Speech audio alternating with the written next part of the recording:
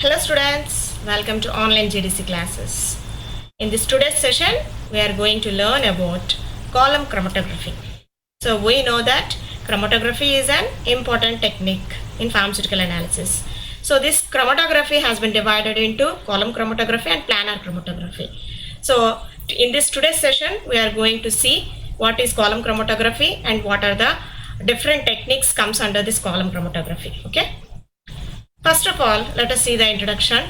If you see the picture, how this column is going to be there. It means how we are going to set up a column for performing the separation of the mixture of the compounds. Okay. So column chromatography is suitable for the physical separation of gram quantities of the materials. So whatever the material we are going to have, we need to separate the mixture of compounds present in that. For that purpose, we are using this. So a solvent and solute molecules will be there. So a solvent, whatever we are going to use, that means here that we are going to call this as mobile phase also. So different types of solvents we are going to use it. That solvent acts as mobile phase while a finely divided solid surface acts as stationary phase. Okay. So column chromatography CC, we are going to use it for the preparative purpose. That means in order to get the isolation of the products, we are going to mainly use this column chromatography. Usually a glass tube with a diameter of 1 centimeter to 10 centimeter and a height of 20 to 50 centimeters with a top at the bottom is used for this purpose. Okay, so like this, if you see the diagram, so this is almost a height of 20 to 50 centimeters. Okay, so in this we are going to pack the solid particles that going to be act as stationary phase, and we are going to pour the mobile phase. Okay, those are different types of the solvents. So layer of solvents on the top of the column is going to be there, and this column is packed with silica gel or aluminum. So stationary phase, whatever we are going to use it. So it is completely saturated with the solvent. Once it is saturated, then only we are going to leave it for some time so that the separation is going to take place and the retention of the compound is going to be there. Afterwards, we are going to take out the solvents. Okay, so thereby we are going to isolate the products which are soluble in the particular solvents. Thereby we are going to change the mobile phases. So here we are going to keep a glass wool to prevent stationary phase being washed out of the column. So preparation of the column is also very important. Before preparing the column, first of all we need to use a glass wool. Okay, so absorbent glass wool is going to be there. That glass wool, it is going to prevent the stationary phase to wash out. Okay, whatever the stationary phase, we are going to fill it in the column, the material. It should not be washed out of the column. For that purpose, we are going to use the glass wool here. So coming to the types of column chromatography, based on the difference of the flow rates. Okay, here if you see the flow rates of the mobile phase, because we are pouring the mobile phase from the top. Okay, so based on the difference of the flow rates, column chromatography can be of the several types. So first of all, gravity column, because all the mobile phase is going to flow through the gravity purpose only, right? So gravity column chromatography, here the mobile phase moves through the stationary phase by the influence of the gravitational force. Okay, so that's why it is a gravity column chromatography. And second one, flash column chromatography. That means the mobile phase is pushed by stream of air or nitrogen using special valves. Those are called as adapters. Okay, so those adapters are going to be used to push the stream of the air or nitrogen. So that is nothing but here the mobile phase is going to be pushed from that stationary phase. So that is actually called as flash column chromatography. Third one, low and medium pressure column chromatography. Low pressure, medium pressure. Okay, pressure is going to be maintained in this. The movement of mobile phase is accelerated by using pumps that generate low or medium pressure. Here we are going to use the pumping system. So the pumps are going to give some pressure while passing through the column, right? So the increase in the flow rate generally shortens the time of separation. So here the techniques like pressure related techniques will come under this, and vacuum liquid chromatography, VLC. Here what happens means the movement of the mobile phase is accelerated by creating the vacuum. So you can imagine, by creating the vacuum we are going to accelerate the mobile phase. So the adsorbent is applied dry into a sintered glass funnel.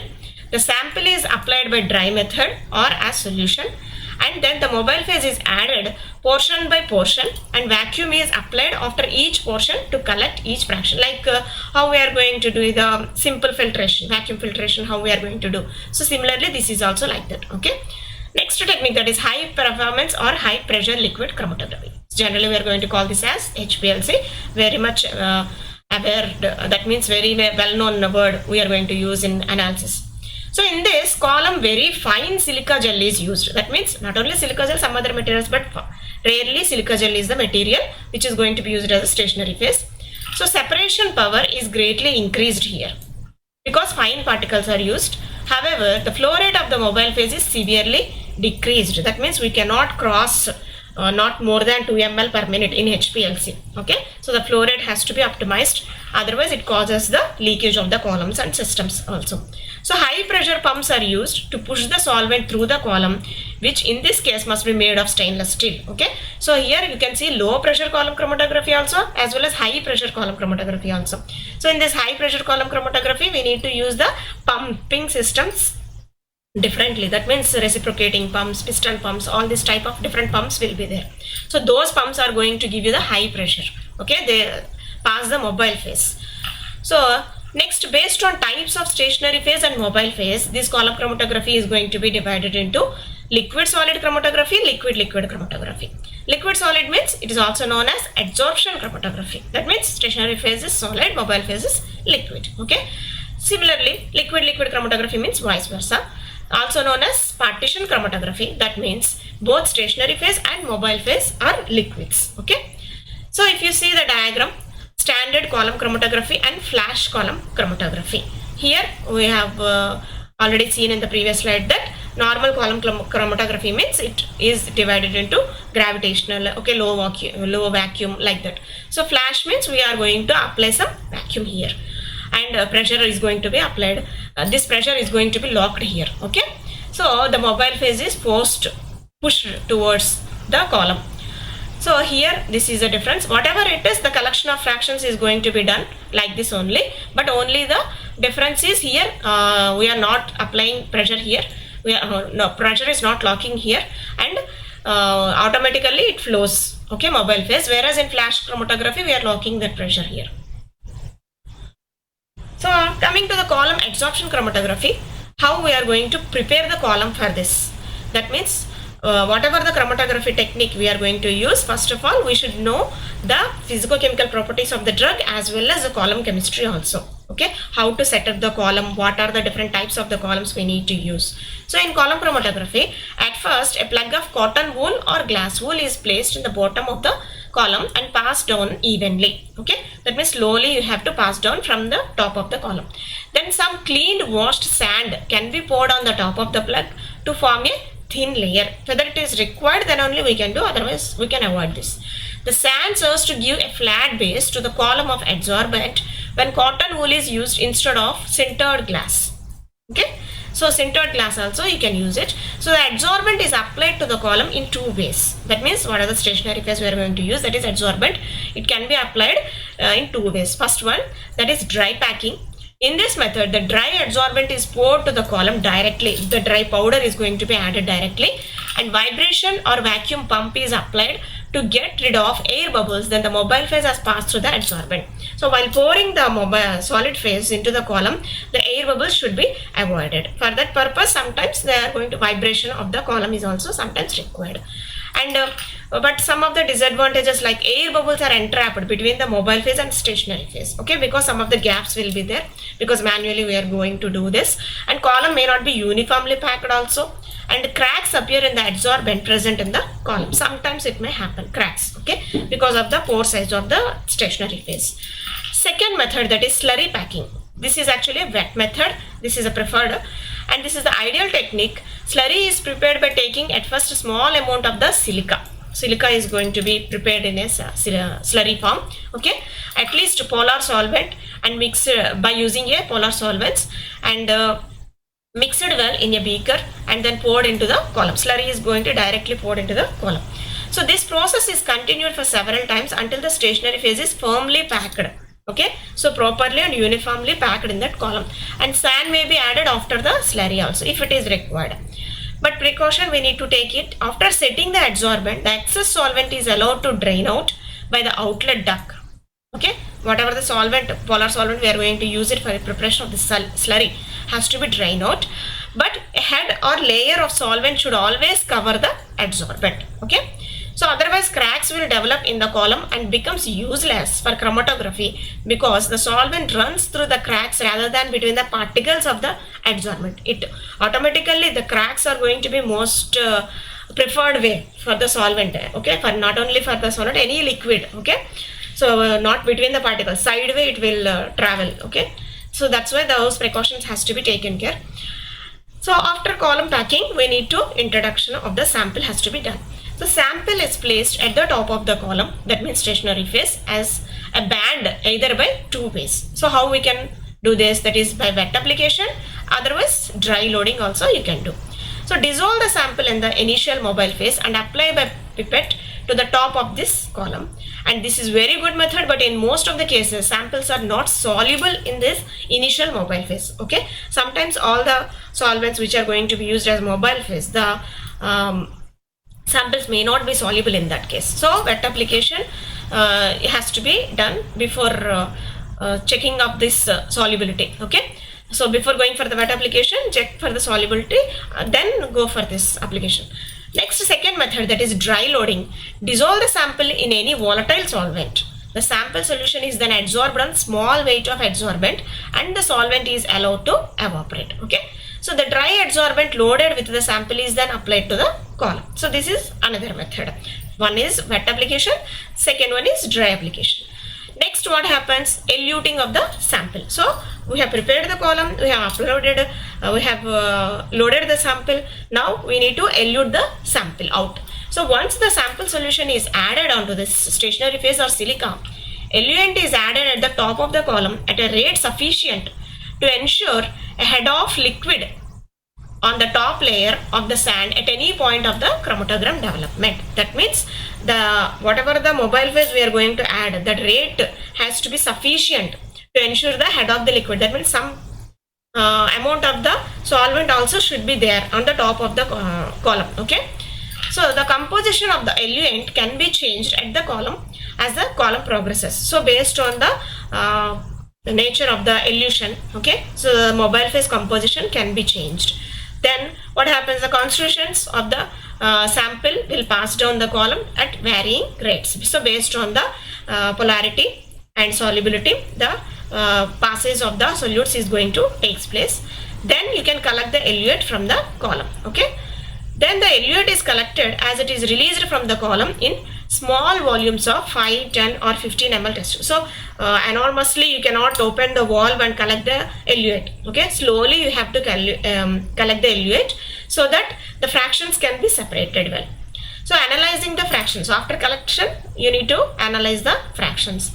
Then the fractions are analyzed by thin layer chromatography or any other suitable technique. Okay, so similar fractions are combined. Maybe sometimes while separating the fractions, similar type of fractions are going to be combined. So if the fraction contains a single compound, then what happens? The solvent is evaporated to obtain the pure compound. But if the fraction contains more than one component, what happens? They are separated using another suitable technique. Okay, otherwise we need to change the mobile phase composition also. Again we need to pour it, and so similar type of techniques we need to use it for separation of those compounds. Okay, so after separation what happens? We need to develop the chromatogram.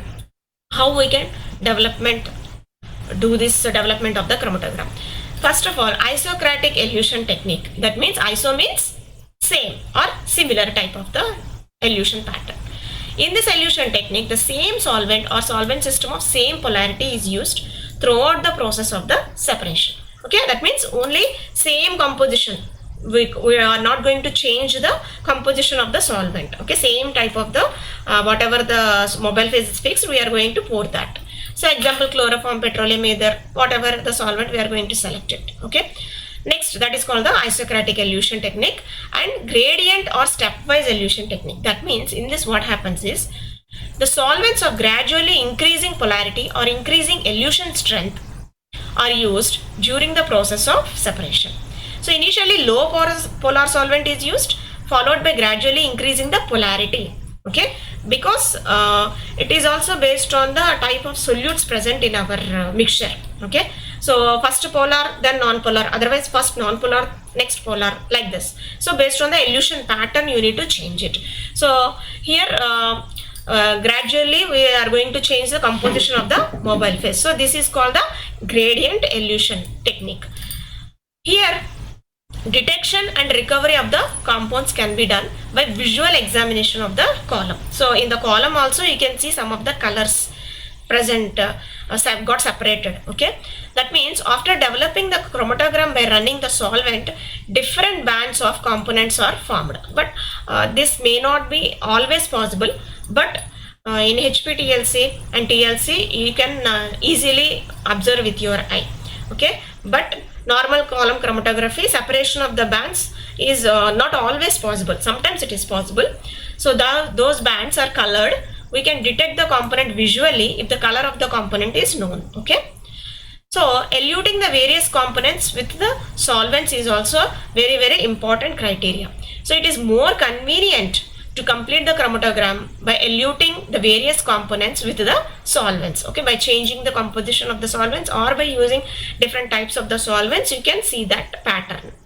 Here the eluate is collected as a large number of fractions, each of the small volume. Okay, only fractions are going to be collected, not in a large volume.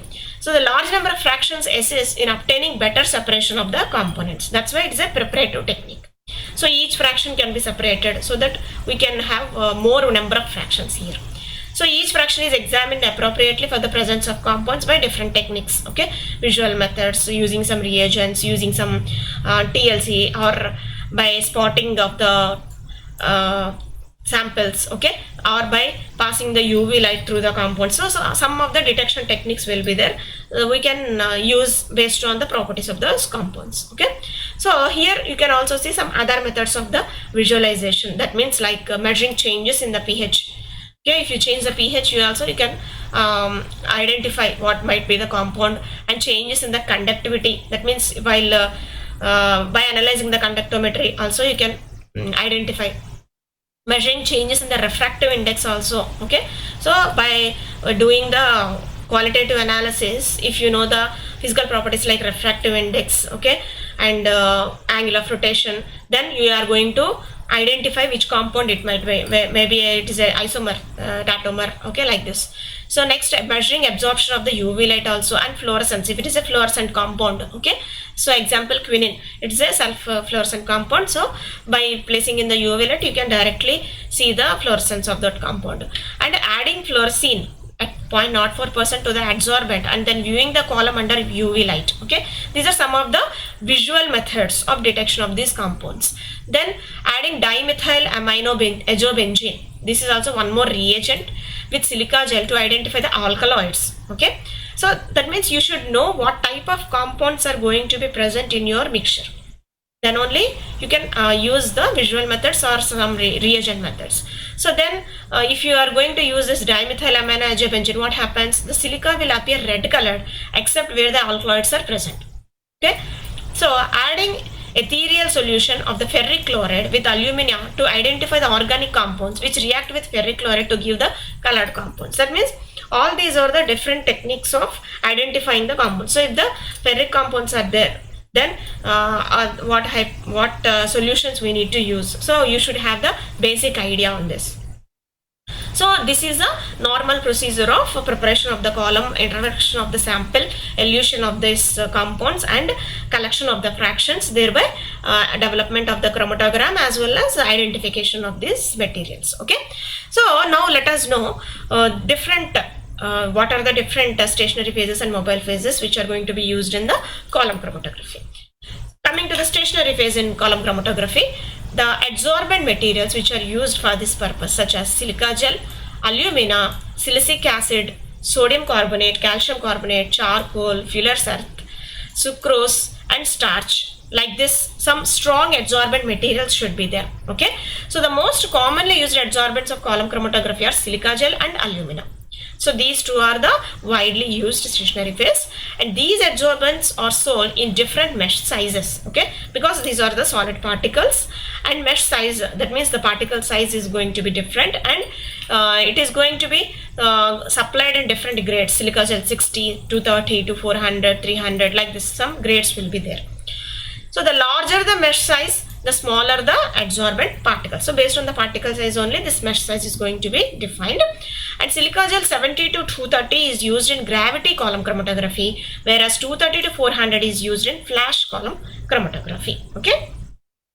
Now coming to the mobile phases used in column chromatography are petroleum ether, carbon tetrachloride, chloroform, acetone, benzene, toluene, and most highly polar solvent, that is water, pyridine. Okay. So choice of an eluting solvent is very important for the successful separation of the mixture of chemical compounds. Okay. So all the techniques are going to be based on what type of mobile phase you are going to use, whether the mobile phase is capable of separating your mixture of compounds or not. Okay, because the mobile phase is very big. Even stationary phase might be silica gel or aluminum. Okay, but mobile phase has to be used based on the solubility and other properties of the material only. So polar solvents elute polar molecules more rapidly and vice versa. So non-polar solvents, non-polar solvents. Okay, non-polar molecules, if you are going to use, then use the non-polar solvents. Next, if you see the two different principles, adsorption as well as partition.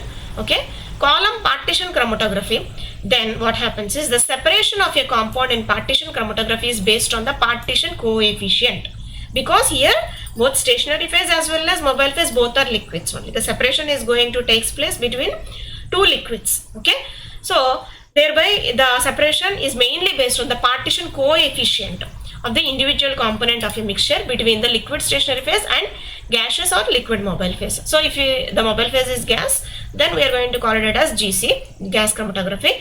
So in case of this partition chromatography, the mobile phase is liquid as well as stationary phase is also a liquid. But for supporting materials only, we are going to use some solid support material. So on this again, a liquid mobile phase is coated. Okay, so the separation takes place between those two. That's why it is a partition principle is also going to be applied. So if you see the example, normal phase and reverse phase. So if the stationary phase is polar, then the reverse phase is here parameter means in normal phase stationary phase is polar and mobile phase is non-polar.